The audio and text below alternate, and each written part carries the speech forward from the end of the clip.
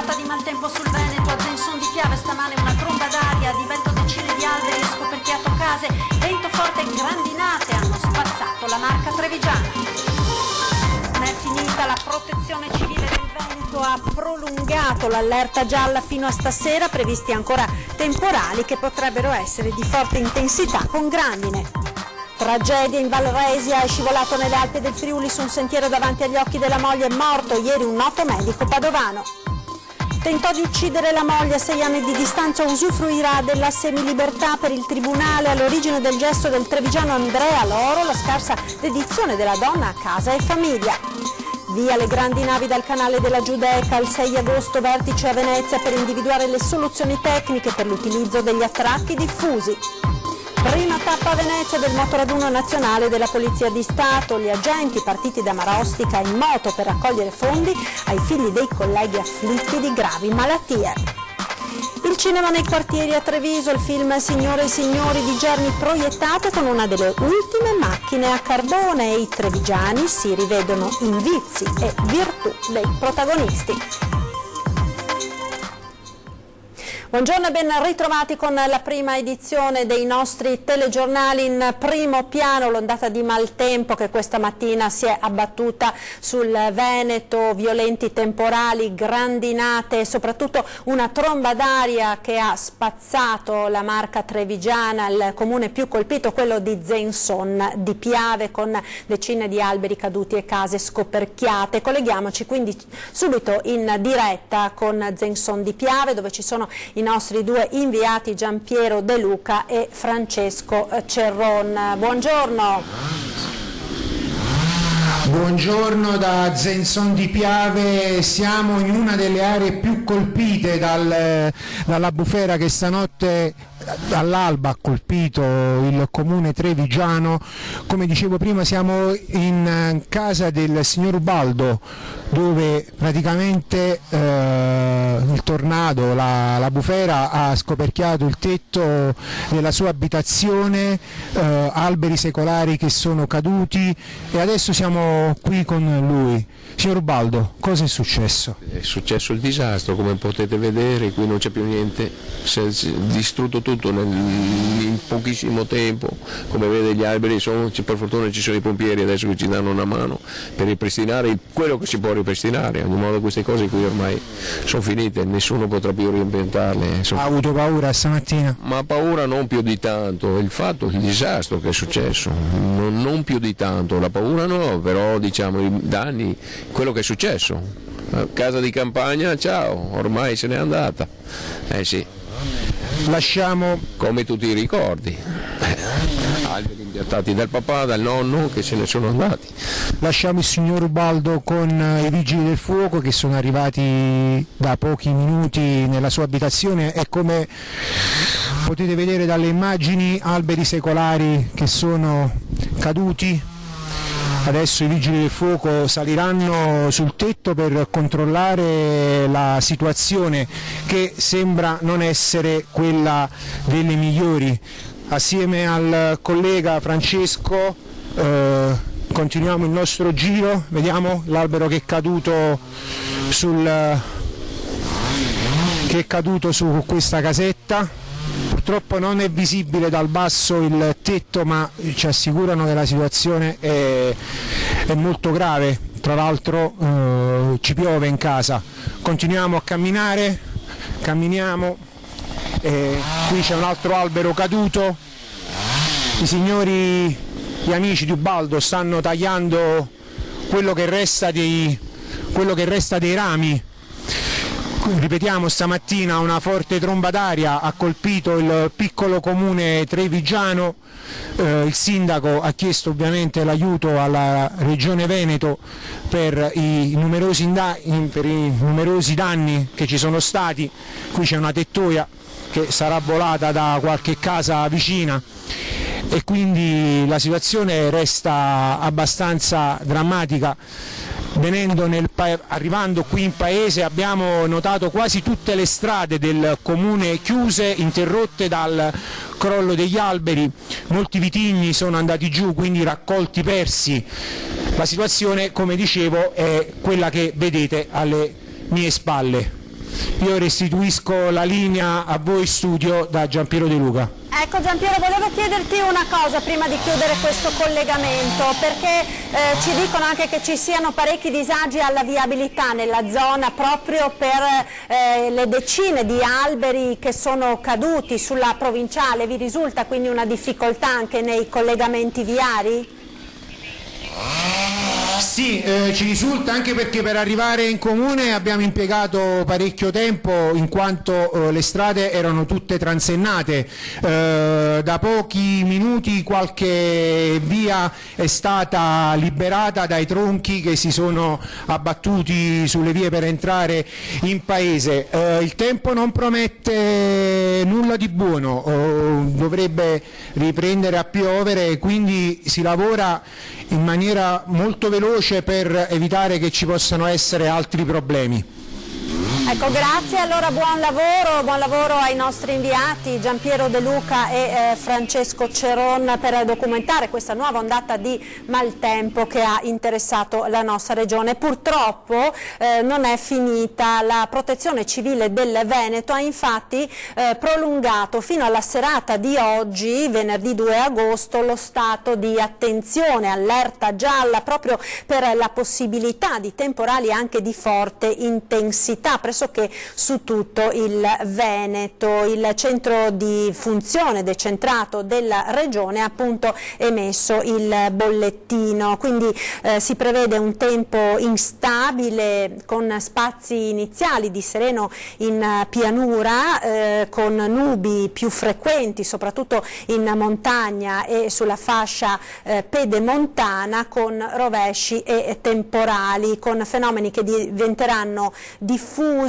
saranno soprattutto nelle zone centro-settentrionali nella prima parte della giornata, ma poi verso sera si estenderanno ad interessare un po' tutta la pianura del Veneto, dove appunto si potranno verificare anche fenomeni di forte intensità. Per questo quindi l'attenzione continua ad essere massima su questi fenomeni. Vi documenteremo naturalmente nel corso delle prossime edizioni dei nostri telegiornali. Ora continuiamo a parlare del maltempo, ma andiamo nel Vicentino, perché dopo il nuovo temporale a Piovene Rocchette, che l'altra notte è stato interessato da una colata di fango e detriti che hanno invaso il centro del paese, la popolazione continua ad avere paura. Ci aggiorna quindi al telefono Ferdinando Garavello sulla situazione appunto a Piovene Rocchette. Buongiorno Ferdinando.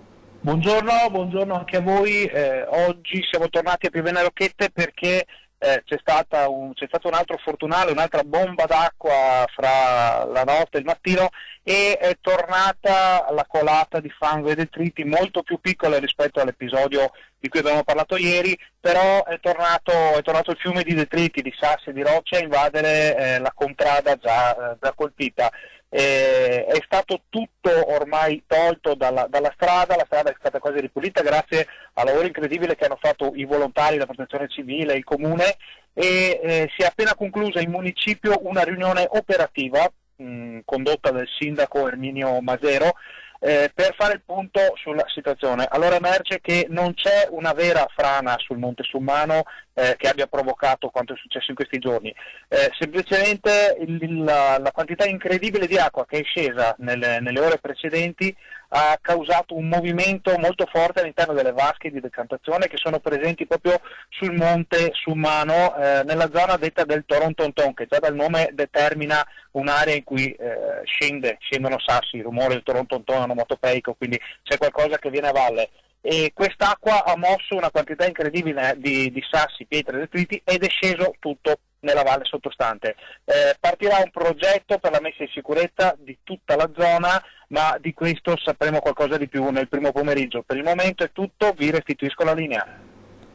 Grazie a Ferdinando Garavello da Piovene Rocchette. E a proposito di maltempo, cominciano ad arrivare i primi rimborsi per i danni causati dalla tempesta Vaia dello scorso fine ottobre a Feltre. Nelle prossime settimane saranno infatti 170 i cittadini per i quali il commissario regionale ha autorizzato l'erogazione di un contributo nella misura massima di 5.000 euro quale primo sostegno per i danni subiti a fine ottobre nelle casse del comune di Feltre. Feltre sono arrivati per questo scopo 400.000 euro, importo di gran lunga più alto tra tutti i comuni della provincia di Belluno, a testimonianza dell'entità dei danni subiti dalla comunità feltrina. I cittadini riceveranno l'accredito in banca e non dovranno recarsi agli uffici comunali. La cronaca ora con un incidente che si è verificato ieri sulle Alpi Giulie, su un sentiero è scivolato davanti agli occhi della moglie, così è morto un noto medico padovano. Stava percorrendo un sentiero con la moglie e con altri 2 amici in Varresia, nelle Alpi Giulie, quando è scivolato in un tratto molto ripido. Niente da fare per Sergio Zamboni, 71 anni, medico in pensione, residente nel quartiere di Volta Barozzo a Padova. Nonostante il tempestivo arrivo di soccorsi, nella zona è sceso anche l'elisoccorso della regione Friuli Venezia Giulia, il medico è morto a causa delle gravi lesioni riportate. Un lutto nel quartiere padovano di Volta Barozzo, dove Sergio Zamboni viveva ed era molto conosciuto. Medico in pensione, specialista in medicina interna e cardiologia, era stato primario all'ospedale di Trecente in Polesine, dove aveva lavorato fino al 2010. Tentò di uccidere la moglie, a distanza di 6 anni usufruirà della semilibertà. Per il tribunale, all'origine del gesto del trevigiano Andrea Loro, la scarsa dedizione della donna alla casa e ai figli. Sentiamo. Andrea Loro, il 43enne di Loria, che nel 2013 tentò di strangolare la moglie tendendole un agguato nel garage di casa e poi di dar fuoco all'auto in cui la donna, tramortita, si trovava, potrà lasciare il carcere per andare a lavorare. Condannato a 13 anni per tentato omicidio, ha ottenuto dai giudici il regime di semilibertà. Ha già trovato un'occupazione e di giorno potrà lavorare e recarsi a casa dei genitori. Una concessione che l'ex moglie Matilde, residente ora in un'altra regione con i figli, si aspettava. Molto meno le considerazioni del tribunale a corredo del provvedimento, secondo cui all'origine della decisione di Loro di uccidere la donna ci sarebbe stato il fatto che lei, dotata di uno spessore culturale di molto superiore al suo, dimostrava a suo dire scarsa dedizione ai lavori di casa e ai figli. Duro il commento della diretta interessata. Mi sento offesa come donna, mi sento ferita come madre, lo dico per me, ma credo di dirlo a nome di tante altre vittime. L'Italia sta precipitando nel Medioevo. Ed ora il tragico omicidio-suicidio dei 2 fratelli Pier Matteo e Donatella Rigona a Padova, nel quartiere dell'Arcella. Il PM ha chiesto l'archiviazione delle indagini. Chiarezza è quasi fatta. A sferrare la prima coltellata sarebbe stata Donatella, conosciuta fotografa, a reagire per poi uccidere la sorella e togliersi la vita il fratello Pier Matteo. Una storia tragica quella che emerge dai risultati finali dell'autopsia eseguita sui corpi dei fratelli Rigon, trovati senza vita la sera del 4 marzo scorso nella loro villetta di via Faggin all'Arcella. Che qualcosa di terribile fosse accaduto era già emerso dalle prime ricostruzioni della polizia sul posto. Un colpo alle spalle, quello sferrato da Donatella, a cui reagisce Pier Matteo. Alla fine lei espira. Lui forse tenta di ingoiare del veleno, poi rivolge l'arma contro se stesso. Una storia drammatica di litigi continui, acuiti dalla morte della madre avvenuta pochi mesi prima. Per il PM che coordina le indagini, su questo dramma si potrebbe mettere la parola fine, chiesta l'archiviazione del caso. Adesso la decisione spetterà al GIP.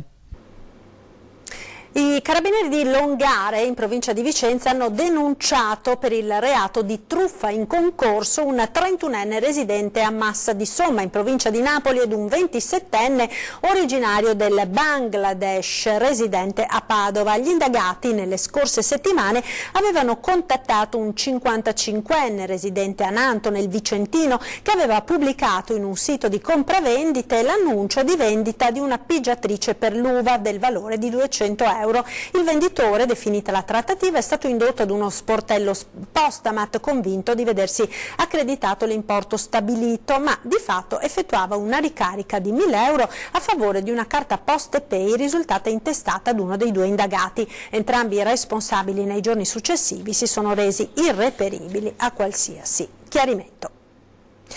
Scende appena in tempo dall'auto mentre sta per prendere fuoco, ennesimo caso in queste settimane, è accaduto a Longare. Longare, ennesimo episodio di auto mezza in fiamme di queste ultime settimane.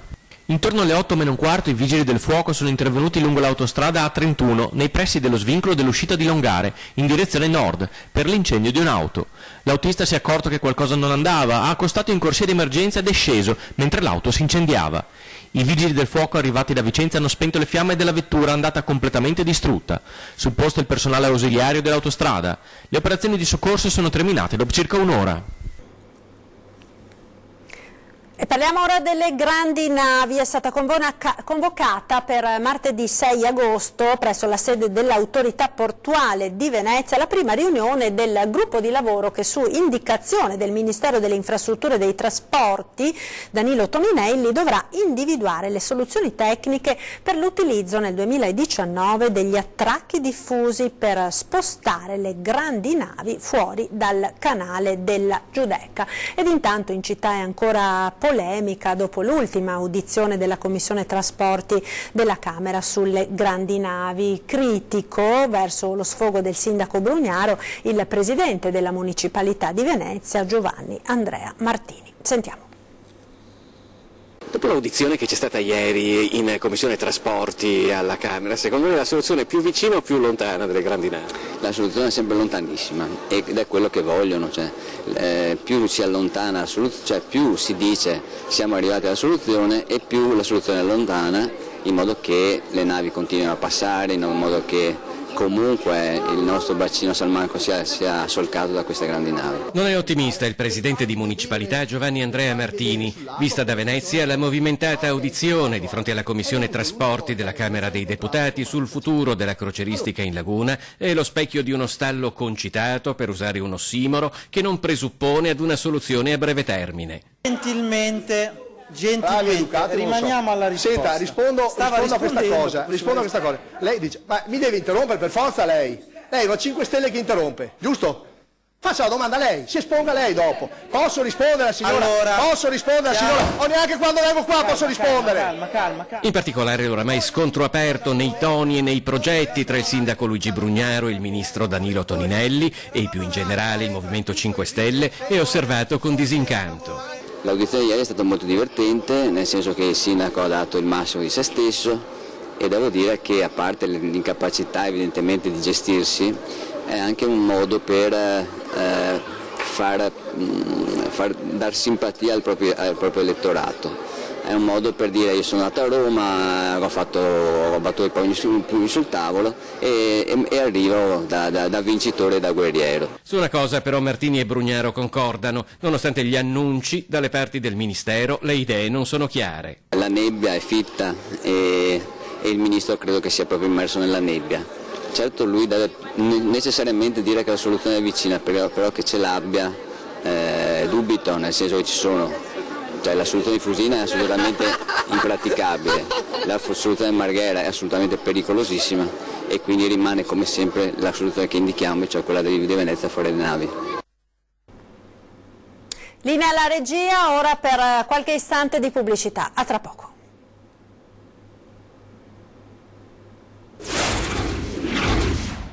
Vero.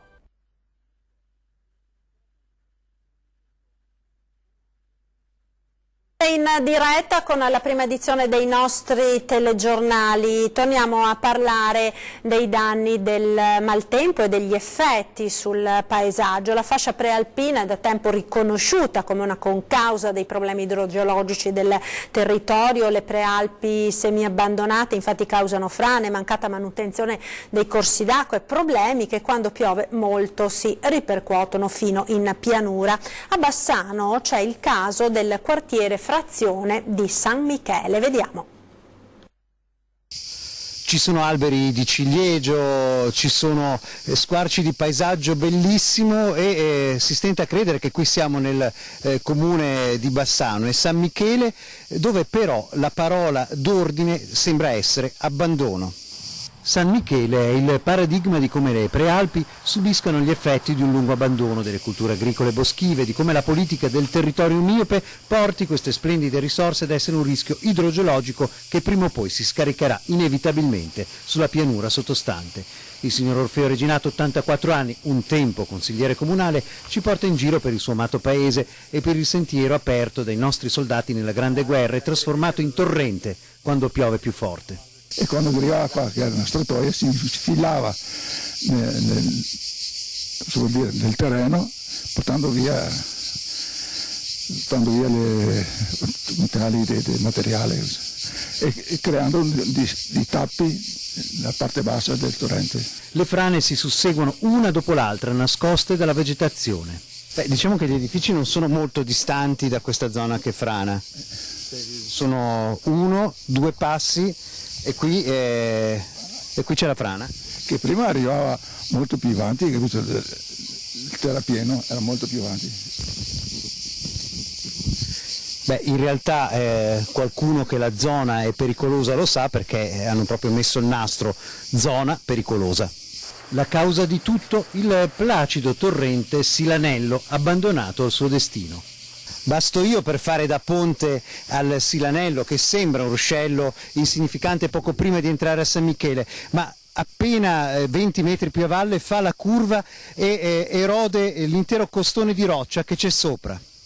Il senso dell'abbandono lo si avverte ovunque, anche se a volte ci sono esempi di come le cose potrebbero e dovrebbero essere.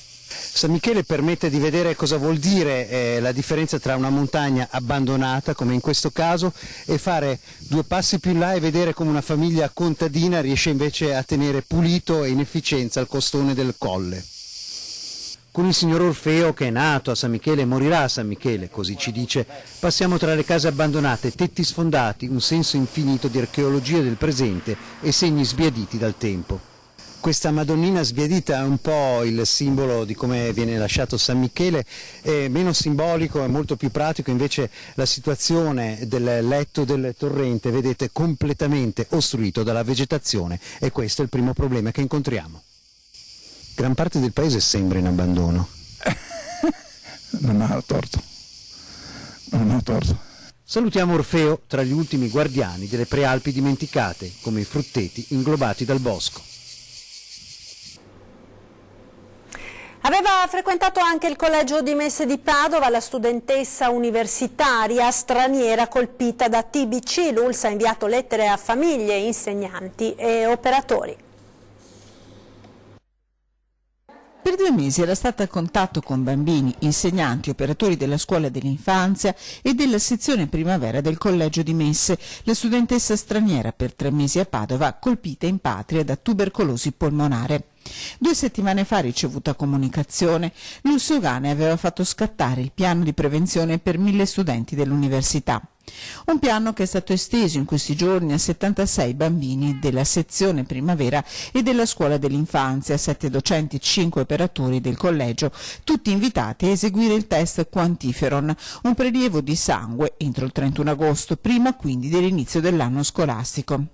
L'esame, precisa l'ULSS 6, non è necessario per chi frequenta la scuola primaria e secondaria dell'istituto. Data la chiusura estiva, le famiglie interessate sono state raggiunte attraverso una mail contenente una lettera di informazione e l'impegnativa con le indicazioni su come, dove e quando fare il test. La TBC, ricordano le autorità sanitarie, è una malattia infettiva a bassa contagiosità e lento sviluppo. Una decina di studenti universitari che finora hanno richiesto il test. Tutti sono risultati negativi. Ed ora parliamo di turismo cafone, stop appunto al turismo cafone con il divieto di balneazione al lago di Sorapessa, Cortina. Sentiamo Tiziana Bolognani.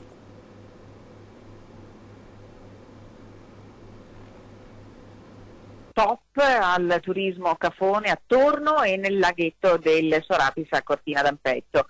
Con una ordinanza il sindaco Gianpietro Ghedina ha vietato la balneazione nello specchio d'acqua da cartolina che si trova a quasi 2000 metri di quota vicino al rifugio Vandelli. Il divieto si è reso necessario per preservare il laghetto, il cui colore turchese delle acque dovuto a particolari caratteristiche chimiche e batteriologiche naturali è messo in pericolo dal grande afflusso di turisti che vi lasciano rifiuti e lo deturpano.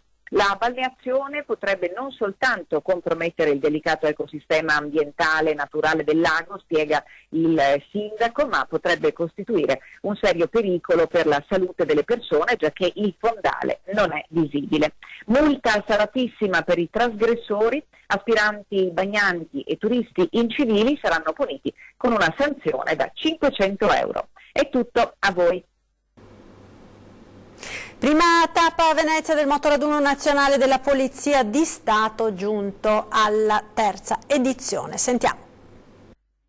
Eccole le moto personali dei poliziotti in bella vista alla stazione ferroviaria Santa Lucia di Venezia.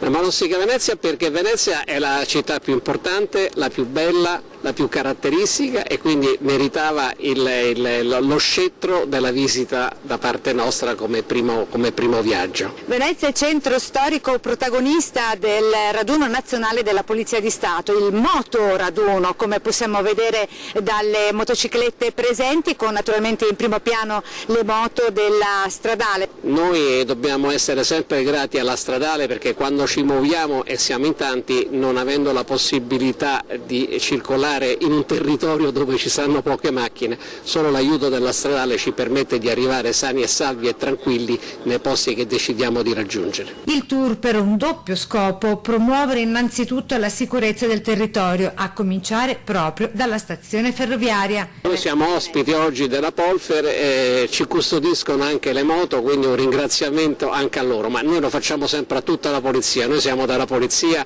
le specialità sono le nostre, punte di diamante, ma siamo tutti poliziotti, quindi tutti quanti ci vogliamo bene, tutti quanti abbiamo gli stessi sacrifici, tutti quanti combattiamo le stesse battaglie e tutti quanti siamo al servizio del cittadino. Motoraduno che ha uno scopo, un senso, una finalità sociale. Ogni raduno che noi organizziamo raccogliamo dei fondi che servono per la nostra associazione, che è la Fondazione Marco Valerio, dove questi fondi vengono versati per sopperire alle esigenze del personale della Polizia di Stato che ha figli con malattie molto gravi o incurabili. Il tour dei poliziotti Centauri proseguirà nei prossimi giorni, venerdì con le tappe a Folgaria e l'Altopiano di Asiago, quindi sabato lungo i colli trevigiani per concludersi poi domenica con il rientro a Marostica. Proiezione unica e suggestiva l'altra sera all'oratorio della Chiesa Votiva a Treviso, una versione originale di Signore e Signori di Pietro Germi, proiettato con una delle ultime macchine da proiezione a carbone. Vediamo.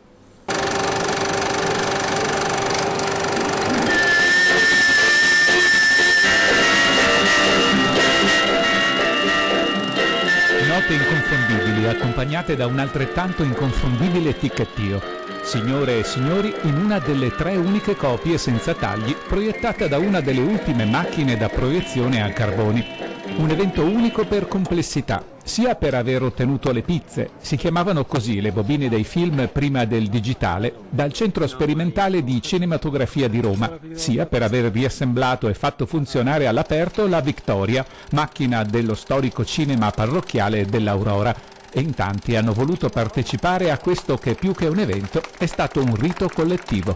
Ma vi portate? Sì, c'è tanta gente. Meglio o peggio di adesso? Meglio.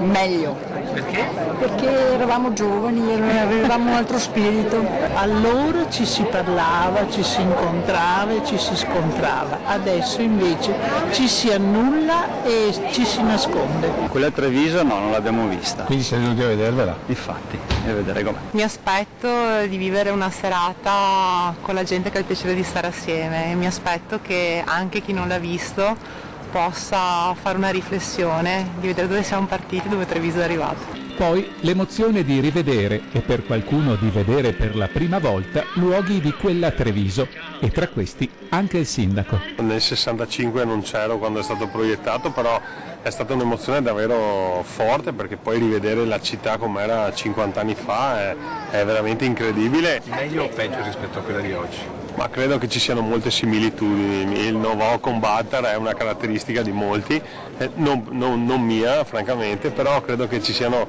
delle caratteristiche proprio del DNA dei trevigiani, che poi è anche bello rivedere in queste pellicole. Un evento per i cinefili, con le scene tagliate sia dalla produzione che dalla censura, visto che all'uscita, signore e signori, era stato vietato ai minori anche per queste immagini delle spogliarelliste. Sorrisi. Qualche commento incredulo per angoli di città profondamente cambiati, fino alla scena cult. Torna a casa! Fallo per me! Infine l'applauso e gli immancabili commenti a fine proiezione. Allora la sensazione? Stupendo, meraviglioso. Siamo sempre noi? Siamo solo noi. Ed era questo l'ultimo servizio, vi ricordo l'appuntamento con la nostra programmazione serale, questa sera a 20:10 ospiti di Ferdinando Avarino, Alex Barattin ed Alberto Barbinato del Soccorso Alpino. Grazie per l'attenzione, vi lascio come sempre alle previsioni del tempo per le prossime ore. Buon pomeriggio.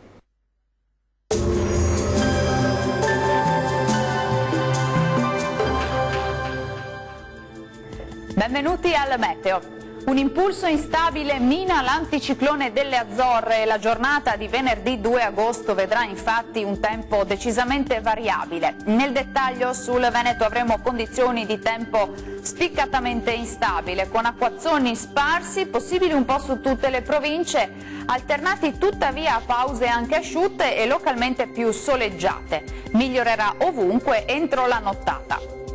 Temperature in lievissimo calo con minime tra 18 e 23 gradi, valori massimi compresi invece tra 26 e 29 gradi. Ci spostiamo ora sul Friuli Venezia Giulia, dove fin dal mattino avremo piogge sui monti, più asciutto invece sulle aree costiere. Col passare delle ore però avremo temporali un po' dappertutto. Temperature minime tra 19 e 23 gradi, massime lievemente più fresche tra 27 e 28 gradi. Ci spostiamo ora sul Trentino Alto Adige, dove la situazione sarà pressoché identica, con instabilità diffusa e con precipitazioni ovunque, anche di moderata intensità. Temperature pressoché invariate, minime tra 18 e 19 gradi, massime tra 29 e 30 gradi. Bene, dal Meteo di Antenna 3 per ora è tutto, io vi do appuntamento al prossimo aggiornamento. Arrivederci.